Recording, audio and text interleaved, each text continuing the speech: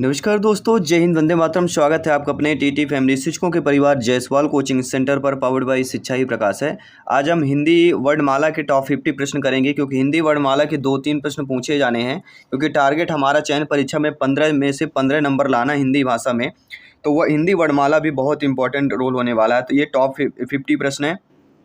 ये 50 प्रश्न है जो समस्त शिक्षक भर्ती में पूछे गए प्रश्न, चाहे वर्ग 1 हो, चाहे वर्ग 2 हो, चाहे आपका C-टेट हो, चाहे वर्ग 3 हो, सभी समस्त निचोड़ ये 50 प्रश्न लेकर आए हैं। तो सभी लोग समझिए, ध्यानपूर्वक समझिएगा। हर एक क्वेश्चन को अपडेट करना है, हर एक क्वेश्चन का फीडबैक करना है। बाकी सभी क्लासेस चल रहे हैं, जिसका आई बटन पे प्लेलिस्ट मिल जाएगा। तो चलिए शुरुआत करते हैं। पूछे गए प्रश्न है, इस टॉपिक से ये प्रश्न ज़्यादा पूछे जाते हैं, जिसमें से आप लोगों की स्क्रीन पर पहला प्रश्न दिया गया है कि निम्नलिखित में से कौन सा मूल दीर्घ स्वर नहीं है। तो हम सभी लोग जानते हैं दीर्घ स्वर कौन कौन से होते हैं। देखिए, बड़ा आ, बड़ी ई और बड़ा ऊ, ये हमारे दीर्घ स्वर कहलाते हैं। लेकिन ओ हमारा जो है यहाँ पे दीर्घ स्वर नहीं कहलाता है। तो अकॉर्डिंग टू क्वेश्चन हमारा यहाँ पे कौन सा ऑप्शन सही हो जाएगा? सी वाला ऑप्शन सही हो जाएगा। नो डाउट, आई होप समझ गए होंगे। देखिए, अगर दीर्घ स्वर की बात करते हैं तो आ, ई, ऊ, ऋषि, इन्हें मूल स्वर कहते हैं। क्या कहते हैं इन्हीं? छोटा आ, छोटी ई, छोटा ऊ और ऋषि, ये मूल स्वर कहलाते हैं। और दीर्घ स्वर जिन स्वरों के उच्चारण में ह्रस्व स्वरों से दुगना समय लगता हो, उन्हें दीर्घ स्वर कहते हैं। अगर हम आ बोलते हैं तो आ बोल देते हैं, लेकिन आ बोलना हो तो आ बोलते हैं, तो थोड़ा समय लगता है। इस प्रकार बड़ी ई में समय लगता है, बड़ा ऊ में, ए, ऐ, ओ में समय लगता है, औ में समय लगता है। तो ये हमारे कौन से कहला जाते हैं? दीर्घ स्वर कहला जाते हैं। लेकिन यहाँ पे जो ओ शब्द दिया गया है, ये मूल दीर्घ स्वर आपका नहीं कहलाता है। ये भी ध्यान देगा, मूल दीर्घ स्वर की अगर बात करते हैं। ठीक है, आइए बात करते हैं आपके अगले प्रश्न की। हिंदी में ध्वनियाँ कितने प्रकार की होती हैं? 2, 4, 5 या 6 प्रकार की होती हैं। तो हिंदी में ध्वनियाँ कितने प्रकार की होती हैं? हिंदी में ध्वनियाँ 2 प्रकार की होती हैं। कौन कौन सी होती हैं? पहला होता है स्वर और दूसरा होता है व्यंजन। इसके बाद है आपका अगला प्रश्न, मात्रा के आधार पर स्वर कितने प्रकार के होते हैं? 2, 3, 5, 7। तो मात्रा के आधार पर देखा जाए स्वर कितने प्रकार के होते हैं, सभी लोग बताइए। तो स्वर आपके कितने होते हैं? 3 प्रकार के होते हैं। बी ऑप्शन सही हो जाएगा। जी हाँ दोस्तों, कौन कौन से होते हैं? मात्रा के आधार पर स्वर, ह्रस्व स्वर, दीर्घ स्वर और प्लुप्त स्वर होता है। अगला प्रश्न है, जिह्वा के आधार पर स्वर कितने प्रकार के होते हैं? 2, 3, 4 या 6 प्रकार के। तो जिह्वा के अकॉर्डिंग देखा जाए जो हमारे स्वर के प्रकार के होते हैं, वो भी 3 प्रकार के होते हैं। पहला होता है अग्रस्वर, मध्य स्वर और तीसरा होता है पश्च स्वर। इसके बाद आपका अगला प्रश्न है, एक से अधिक वर्णों के मेल को क्या कहते हैं? अक्षर, स्वर, शब्द या व्यंजन। तो आप सभी लोग जानते हैं एक से अधिक वर्णों को मेल को क्या कहा जाता है? व्यंजन कहा जाता है। डी ऑप्शन यहाँ पे सही हो जाएगा। नो डाउट, आई होप समझ गए होंगे। इसके बाद है आपका अगला प्रश्न, छठा नंबर प्रश्न क्या कह रहा है, छोटी ई, बड़ी ई, चा, छा, जा, झा आदि का उच्चारण किससे होता है? कंठ से, मूर्धन्य से, ओष्ठ से या तालव्य से होता है? 4 ऑप्शन दिए गए। तो ई, चा, छा, जा, झा ये आदि का उच्चारण स्थान किससे होता है? तालव्य से। ई, चा, छा किससे होता है? तालव्य की बात करें। अगला प्रश्न देखिए, 7वां प्रश्न क्या दिया गया है, आप लोगों की स्क्रीन पर दिया गया है। और 7वां प्रश्न पूछा जा रहा है कि जिनका उच्चारण स्वतंत्रता से होता है और जो व्यंजन के उच्चारण में सहायक होते हैं, उसे क्या कहते हैं? स्वर, सर्वनाम, संज्ञा या उपसर्ग? सभी कमेंट करके बताइए। जिनका उच्चारण स्वतंत्रता से होता है और जो व्यंजन के उच्चारण में सहायक होते हैं, उसे क्या कहते हैं? उसे स्वर कहते हैं। इसके बाद अगला प्रश्न है, निम्नलिखित में से कौन दीर्घ स्वर नहीं है? जी हाँ दोस्तों, देखिए हम सभी लोग जानते हैं बड़ी ई, ए और ऐ ये हमारे दीर्घ स्वर कहलाते हैं, लेकिन छोटी ई आपका दीर्घ स्वर नहीं होता। तो अकॉर्डिंग टू क्वेश्चन पहला ऑप्शन सही हो जाएगा। दीर्घ स्वर क्या होता है?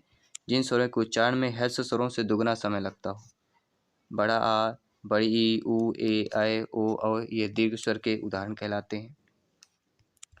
अगला, निम्नलिखित में से कौन अंतस्थ व्यंजन कौन सा है? तो देखिए, एक आता है यारा लावा, ये हमारे क्या कहलाते हैं? अंतस्थ व्यंजन कहलाते हैं। तो यहाँ पे जो सी ऑप्शन दिया गया है वह हमारा सही हो जाए। आइए बात करते हैं, आपके अगले प्रश्न की बात कर लेते हैं। अगला प्रश्न पूछा जा रहा है, या का उच्चारण स्थान है?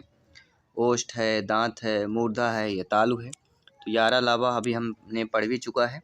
या का जो उच्चारण स्थान कहलाता है वह हमारा तालु कहलाता है। इसके बाद अगला प्रश्न है, काकल वर्ण कौन से कहलाते हैं? या, सा, हा या अड़ा, इनमें से आपके काकल वर्ण कौन से कहलाते हैं? तो हम सभी लोग जानते हैं जो हा हमारा होता है ये हमारा काकल वर्ण कहलाता है। अच्छा दोस्तों, स्वर विज्ञान में काकल व्यंजन ऐसे व्यंजन होते हैं जिनका उच्चारण प्रमुख रूप से कंठ द्वार के प्रयोग द्वारा किया जाता है, जैसे हा। ये हमारे क्या हो जाते हैं? काकली व्यंजन की बात करते हैं। उसके बाद अगला प्रश्न है, अंतस्थ और ऊष्म में कितने वर्ण होते हैं? सभी बताइए। 4, 6, 8 या 9 होते हैं? सभी कमेंट करिए। देखिए, हम सभी लोग जानते हैं, आप सभी लोग ज्ञानी श्रवण व्याख्याता लोग हैं, कि अंतस्थ और ऊष्म में हमारे कितने वर्ण कहला जाते हैं। तो अंतस्थ और ऊष्म दोनों मिला के देखा जाए, पहले देखिए समझ लीजिए। अंतस्थ व्यंजन ये व्यंजन संख्या में 4 होते हैं और ऊष्म व्यंजन ये व्यंजन में संख्या में भी 4 होते हैं। तो अंतस्थ और ऊष्म दोनों के मिला के कितने हो जाते हैं? 8 हो जाते हैं। यहाँ पे जो आपका 6 ऑप्शन दिया गया है आप देख रहे होंगे जो कि गलत दिया गया है। यहाँ पे सी ऑप्शन हमारा होगा 8 वाला, ठीक है। तो अंतस्थ और ऊष्म में कितने वर्ण होते हैं? टोटल 8 वर्ण होते हैं। और इसके अतिरिक्त भी आपके ढा और अड़ा के रूप में द्विगुण व्यंजन और छा, त्रा, ज्ञा, स्रा के रूप में संयुक्त व्यंजन के रूप में जाने जाते हैं। अगला प्रश्न है, ऊष्म व्यंजन कौन सा कहलाता है? हा कहलाता है, ला कहलाता है, मा कहलाता है, जा कहलाता है? तो आप सभी लोग जानते हैं ऊष्म व्यंजन की अगर बात करते हैं तो हा हमारा यहाँ पे कौन सा हो जाता है? हमारा ऊष्म व्यंजन हो जाता है। इसके बाद अगला प्रश्न है, हिंदी भाषा में कुल कितनी वर्ण लिपियाँ हैं? आप सभी लोग जानते हैं, सभी कमेंट कीजिए।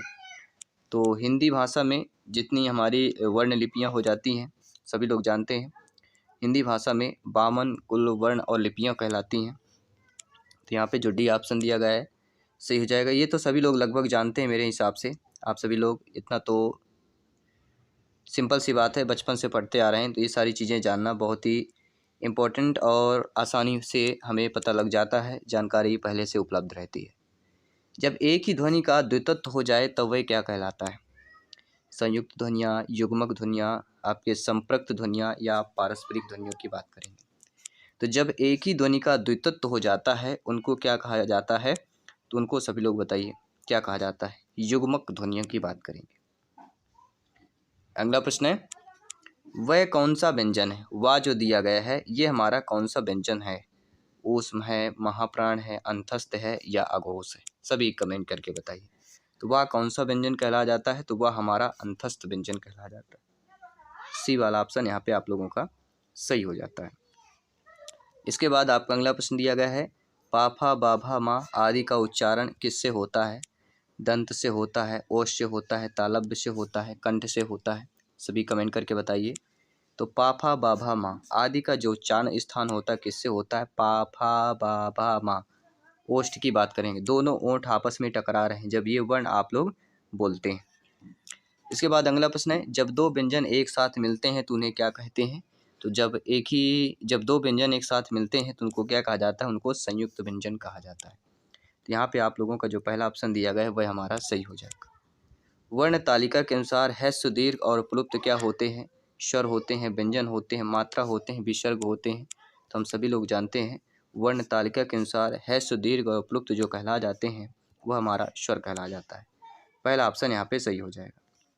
इसके बाद अगला प्रश्न है, हिंदी वर्णमाला में ऊष्म व्यंजन कौन से हैं? सा, सा, साहा, ताथा, दाधा, टाठा, डाढ़ा, चाछा, जा या झा की बात करेंगे।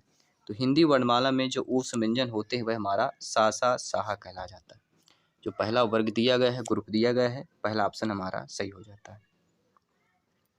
इसके बाद आपका अगला प्रश्न पूछा जा रहा है, हिंदी के जिन वर्णों का उच्चारण करते समय केवल श्वास का प्रयोग किया जाता है उन वर्णों को क्या कहा जाता है? अघोष, सघोष, अल्पप्राण या महाप्राण कहा जाता है। देखिए हिंदी के जिन वर्णों को उच्चारण करते समय केवल श्वास का प्रयोग किया जाता है तो उन वर्णों को क्या कहा जाता है? सभी लोग बताइए, तो उन वर्णों को क्या कहा जाता है? अघोष, जिनमें केवल श्वास का प्रयोग करके उच्चारण किया जाता है। 11 अलावा व्यंजनों को क्या कहते हैं? स्पर्श व्यंजन, ऊष्म व्यंजन, अंतस्थ व्यंजन या इनमें से कोई नहीं। तो 11 अलावा जो व्यंजन कहला जाते हैं हम ऑलरेडी आपको बता चुके हैं। और क्या बता चुके हैं? अंतस्थ व्यंजन बता चुके हैं। इसके बाद है आपका अगला प्रश्न कि निम्नलिखित में से घोष वर्ण कौन सा है? चा है, का है, टा है, जा है।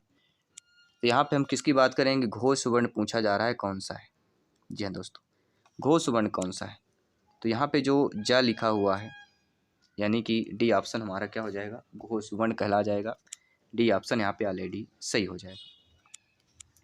इसके बाद अगला प्रश्न है निम्नलिखित में से ओष्ठ वर्ण कौन सा है? आ है, बड़ा या है, ई है या ऊ है? देखिए ओष्ठ वर्ण, आप ये देखिए जब इन चारों को उच्चारण करेंगे दोनों ओठ आपस में किस में टकरा रहे हैं? आ, ई और ऊ। जब भी ऊ बोलते हैं तो आपके दोनों ओठ आपस में टकरा जाते हैं या पास पहुंच जाते हैं, तो ये हमारा ओष्ठ वर्ण कहला जाता है ऊ। यानी कि हमारा यहाँ पे जो डी ऑप्शन दिया गया है वह अकॉर्डिंग टू क्वेश्चन सही हो जाएगा। इसके बाद देख लेते हैं अगला प्रश्न क्या दिया गया है। अनुस्वार किसका कार्य करता है? विसर्ग का, चंद्रबुंदी का, पंचम वर्ण का या स्वर का कार्य करता है? तो आप सभी लोग जानते हैं कि अनुस्वार किसका कार्य करता है। तो अनुस्वार जो होता है वह पंचम वर्ण का कार्य करता है। सी ऑप्शन यहाँ पे सही हो जाएगा। अगला प्रश्न देख लेते हैं।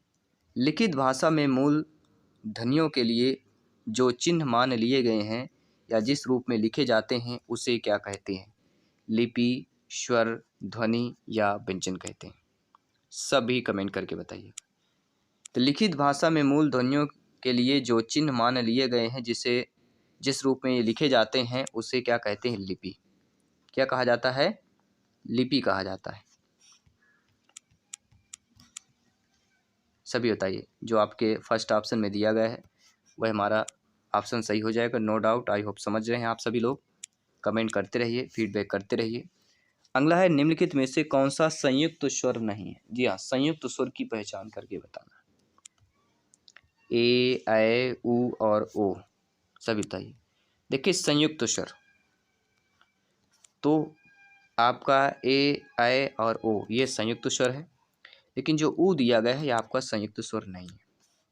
तो according to questions right option number C option यहाँ पे सही हो जाएगा। देखिए दो असमान स्वरों को मिलकर हमारा संयुक्त स्वर बनता है और संयुक्त स्वर ए, ऐ, ओ और ऋषि ये हमारे 5 संयुक्त स्वर कहलाते हैं। निम्नलिखित में से कौन अल्प प्राण व्यंजन है? खा, गा, घा या ठा? सभी बताइए। तो इनमें से जो हमारा अल्प प्राण व्यंजन कहला जाता है वह हमारा कहला जाता है गा। गा क्या हो जाएगा? यहाँ पे अल्प प्राण व्यंजन की संख्या पर आ जाता है। महाप्राण व्यंजन वह व्यंजन होते हैं जिन्हें मुख से वायु प्रवाह के साथ बोला जाता है, जैसे खा, घा, झा, ये महाप्राण कहलाते हैं। और अल्प प्राण वह व्यंजन होते हैं जिन्हें बहुत कम वायु प्रवाह से बोला, जैसे का, गा, जा, पा, ये क्या होते हैं? अल्प प्राण, जिसमें कम वायु प्रवाह से बोला जाता है और अधिक वायु प्रवाह से बोला जाता है वह महाप्राण। अगला प्रश्न है निम्नलिखित में से कौन सभी महाप्राण वर्गों वाला वर्ग कहला जाता है? महाप्राण मतलब जिन वर्गों में सबसे अधिक ज़्यादा या देर से बोला जाता हो, ज़्यादा हवा आपका प्रेशर रहता है, वैसा कौन सा ग्रुप है? खा, छा, ठा, दा, चा, अंगा, मा, सा, धा या दा, धा। तो खा, छा, ठा ये हमारे क्या है? महाप्राण वर्गों वाला वर्ग कहला जाता है। तो पहला ऑप्शन यहाँ पे सही हो जाता है। इसके बाद है आपका अगला प्रश्न। दोस्तों ए और ऐ वर्ण ये क्या कहलाते हैं? नासिक, मूर्धन, ओष्ठ या कंठ तालव्य कहलाते हैं। तो ए और ऐ वर्ण जो हमारे होते हैं ये हमारे कंठ तालव्य वर्ण कहला जाते हैं। तो डी ऑप्शन यहाँ पे आप लोगों का ऑलरेडी सही हो जाता है। अगला प्रश्न निम्नलिखित में से किस शब्द के द्वितत्व व्यंजन है? पुनः है, इलाहाबाद, दिल्ली, उत्साह। देखिए द्वितत्व व्यंजन की बात करें जिसे लिखा हुआ है बच्चा, ये द्वितत्व व्यंजन हो गया। जिसे लिखा हुआ है कुत्ता, तो ये ठीक है। एक शब्द के साथ अगर आधा शब्द लगा हुआ है वह हमारा द्वितत्व व्यंजन कहला जाता है, वह शब्द हमारा द्वितत्व व्यंजन कहला जाता है। जैसे इस पर दिल्ली में एक छोटा ला है, एक बड़ी ली है, ठीक है, दिल्ली लिखा हुआ, तो दिल्ली हमारा क्या हो जाएगा, यहाँ पे द्वितत्व व्यंजन का उदाहरण हो जाएगा। ये दो समान व्यंजन एक साथ प्रयोग होने पर द्वितत्व व्यंजन बनता है, जैसे कच्चा, मक्का, पन्ना, पत्ता आदि। इसके बाद है आपका अगला प्रश्न, निम्नलिखित में से कंठ ध्वनियाँ कौन सी कहलाती हैं? का, खा, यारा, चा, जा, टा, अड़ा। देखिए इनमें से जो हमारी कंठ ध्वनियाँ कहला जाती हैं, का और खा, जब आप का और खा बोले तो आवाज़ कहाँ से आप देखेंगे, कंठ से आती, सीधा प्रेशर कंठ पर पड़ता है, का, खा।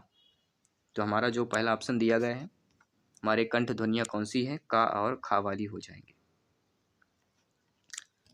अगला प्रश्न, निम्नलिखित में से कौन सा वर्ण उच्चारण की दृष्टि से दंत नहीं है? ता, न, दा या टा, सभी बताइए। देखिए दोस्तों, जो वर्ण उच्चारण की दृष्टि से आपका दंत नहीं, तो हम सभी लोग जानते हैं, ता बोलते हैं तो दंत होता है, दा बोलते हैं, टा बोलते हैं, तो जैसे जैसे जीभ आपके दांत पे चिपकी होती, जैसे दा बोलते हैं जीभ आपके दांत से दंतव्य से हट जाती है, तो ये तीनों हमारे उच्चारण की दृष्टि से दंत है। लेकिन ना जैसे बोलते हैं, ना, ता, था, दा, धा, टा, ता, था, दा, धा, ना, ये हमारे क्या कहलाते हैं, दंत। लेकिन टा हमारा दंत में नहीं आता है, टा, ता, था, दा, धा, ना, ये हमारे दंतक वर्ण कहलाते हैं। तो टा जो दिया गया है ये आपका दंत वर्ण नहीं होगा, ठीक है, कंफ्यूज नहीं होना। इसके बाद हम बात करेंगे आपके अगले प्रश्न, कौन सा अमानक वर्ण कहलाता है? भा, घा, का, खा, गा। देखिए अमानक वर्ण की बात कर रहे हैं, तो यहाँ पे जो दिया गया है आपका, क्या दिया गया है, सभी लोग बताइए। भा यहाँ पे हमारा अमानक वर्ण हो जाएगा। इसके बाद अगला प्रश्न है, छा वर्ण किसके योग से बनता है? का और सा के, का और चा के, का और छा के, का और सा के योग से बनता है। तो छा वर्ण किसके योग से बनता है, सभी लोग बताइए। तो का और सा के योग से बनता है, पहला ऑप्शन जो दिया गया है वह हमारा सही हो जाता है। इसके बाद अगला प्रश्न है, हिंदी वर्णमाला के स्वरों की कुल कितनी या कुल संख्या कितनी है? 5, 10, 11, 15, सभी बताइए। तो हिंदी वर्णमाला के स्वरों की कुल संख्या कितनी है, सभी लोग बताइए। तो यहाँ पे हो जाएगा 11। और व्यंजन कितने की बात करते हैं? 41। टोटल 52 वर्ण है, सभी लोग जानते हैं, 52। नीचे दिए गए शब्दों में से नवीन विकसित ध्वनियाँ कौन सी है? खा और गा है, उ और ऊ है, ए और औ है, सा और शा है। तो नीचे दिए गए शब्दों में देखा जाए तो नवीन विकसित जो हमारी ध्वनियाँ कहला जाती हैं वह हमारी का और खा और गा कहला जाएंगी। पहला ऑप्शन सही हो जाएगा। सभी प्रश्न को आप लोग अच्छे तरीके से समझ रहे हैं, फीडबैक भी कर रहे हैं। तो निम्नलिखित में से एक वर्ण व्यंजन नहीं है। तो वर्ण व्यंजन कौन कौन से हो जाते हैं? देखिए दोस्तों, खा, रा, या, ये हमारे तीनों क्या कहला जाएंगे? ये तीनों हमारे वर्ण व्यंजन कहला जाएंगे। कौन कौन से? खा, रा और या, ये वर्ण व्यंजन है। लेकिन उ आपका वर्ण व्यंजन नहीं है। तो according to question B option सही हो जाए। कोई भी डाउट है बेफिक्र कमेंट कर सकते हैं। अगला प्रश्न है, सा सा हा कौन से व्यंजन कहलाते हैं? सा शरीफा वाला, षटकोण वाला, शा सरौता वाला और हा हलवाई, ये 4 व्यंजन कहलाते हैं आपके। प्रकंपी व्यंजन, स्पर्शी व्यंजन, स्पर्श व्यंजन, ऊष्म संघर्षी व्यंजन, सभी बताइए। देखिए सा साहा ये हमारे जो व्यंजन कहलाते हैं ये कहलाते हैं ऊष्म संघर्षी व्यंजन। इन्होंने अपने जीवन में बहुत संघर्ष किया। ऊष्म संघर्षी व्यंजन की बात करते हैं। किस शब्द में ऋषि का स्वर नहीं है? कृपा, कृष्ण, दृष्टि, आज, सभी बताइए। देखिए जिस शब्द में आपका ऋषि स्वर नहीं, कृपा में ऋषि है, कृष्ण में ऋषि है, दृष्टि में ऋषि, लेकिन आज में कोई रा का जिक्र ही नहीं हो रहा है, कोई आपके ऋषि के जिक्र ही नहीं हो रहा है आज में। तो ऋषि जो स्वर किसमें नहीं है, आपके आज में नहीं है, इसलिए कार्य क्वेश्चन डी ऑप्शन सही हो जाए। इसके बाद है आपका अगला प्रश्न, निम्नलिखित में से कौन पश्च स्वर है, बा, ढा, आ या जा, सभी बताइए। देखिए दोस्तों, इनमें से जो हमारा पश्च स्वर कहला जाता है वह कहला जाता है बड़ा आ। बड़ा क्या हो जाता है, यहाँ पे हमारा पश्च स्वर की कैटेगरी पर आ जाता है, तो सी ऑप्शन यहाँ पे सही हो जाता है। इसके बाद अगला प्रश्न, निम्नलिखित में से कौन व्यंजन पार्श्वक है आपका, शा, ला, झा, ज्ञा। तो इनमें से ऐसा व्यंजन जो पार्श्वक है वह हमारा कहला जाता है ला, बी वाला ऑप्शन सही हो जाए। अगला प्रश्न, निम्नलिखित में से कौन सा घोष वर्ण है, खा, चा, मा या छा, सभी बताइए। देखिए इनमें से जो हमारा घोष वर्ण कहला जाता है, तो माँ जो दिया गया है यहाँ पे, जी हाँ, ये हमारा घोष वर्ण कहला जाता है। इसके बाद अगला प्रश्न है, विसर्ग में कौन सा शब्द बनता है, अध, निस्पृह, द्वित्व या थोड़ा सा, चलिए बताइए। तो विसर्ग में जो हमारा शब्द बनता है वह बनता है निस्पृह, निस्पृह, बी ऑप्शन सही हो जाएगा। इसके बाद अगला प्रश्न है, इनमें से ओ का उच्चारण स्थल कौन सा है, क्या आपका दंत है, मूर्धा है, कंठ, ओष्ठ है या इनमें से कोई। तो ओ का जो उच्चारण स्थान हो जाता है वह हमारा कंठ और ओष्ठ हो जाता है।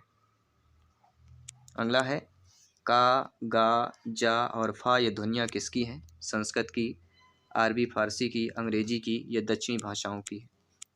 तो का, गा, जा, फा ये ध्वनियाँ जो कहला जाती हैं आपके अरबी और फारसी की ध्वनियाँ कहला जाती हैं, बी ऑप्शन यहाँ पे ऑलरेडी सही हो जाता है। इसके बाद अगला प्रश्न है कि तालव्य व्यंजन है, डाटा, डाढ़ा, चाछा, जाझा, टा, था, दा, डा, मा, फा, जा, भा। देखिए तालव्य व्यंजन सभी लोग पहचानते हैं, चा, छा, जा, झा, ये हमारे तालव्य व्यंजन कहला जाते हैं, तो बी ऑप्शन जो दिया गया है वह सही हो जाएगा। इसके बाद अगला प्रश्न है, किन ध्वनियों को अनुस्वार कहा जाता है, स्वर के बाद में आने वाली नासिक ध्वनियाँ, स्वतंत्र रूप से उच्चारित ध्वनियाँ, स्वर के साथ आने वाली ध्वनियाँ, व्यंजन के बाद आने वाली ध्वनियाँ। तो जिन ध्वनियों को अनुस्वार कहा जाता है, तो स्वर के बाद आने वाली जो नासिक ध्वनियाँ होती हैं उनको क्या कहा जाता है, अनुस्वार कहा जाता है। इसके बाद अगला प्रश्न है, इनमें से कौन स्वर ध्वनि के प्रकार है, दीर्घ, प्लुप्त, ह्रस्व या इनमें से सभी। तो जो स्वर ध्वनि के प्रकार कहला जाते हैं, दीर्घ भी है, प्लुप्त भी है और ह्रस्व भी, तो इनमें से सभी जो ऑप्शन दिया गया है वह हमारा सही हो जाएगा। इसके बारे में हमने जो पहले प्रश्न किए थे उनमें आपको डिटेल के साथ बताया भी था। निम्नलिखित में से कौन अर्धस्वर कहलाता है, या, पा, रा या ला, सभी बताइए। देखिए अर्धस्वर की बात की जा रही है, तो अर्धस्वर जो इसमें से कहला जाता है, जो आपका यह दिया हुआ है, तो यह हमारा कौन सा कहला जाता है, अर्धस्वर कहला जाता है, इसलिए पहला ऑप्शन सही हो जाता है।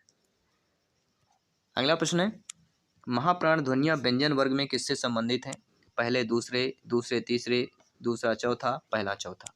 तो महाप्राण ध्वनियाँ व्यंजन वर्ग में किससे संबंधित है, ये आपको कमेंट करके बताना है, या आप सभी के लिए मॉक क्वेश्चन के रूप में प्रश्न दिया गया है। तो ये टॉप 50 क्वेश्चंस आपके कैसे लगे नीचे कमेंट बॉक्स में अवश्य बताइएगा, अपना फीडबैक अवश्य शेयर कीजिएगा। कोई भी टॉपिक, कोई भी प्रश्न, कुछ भी प्रॉब्लम है कमेंट अवश्य कीजिए। मैं आपके साथ जयसवाल सर मिलता हूँ आपके अगली क्लास पर। सभी मित्रों को जय हिंद, वंदे मातरम, धन्यवाद सभी का।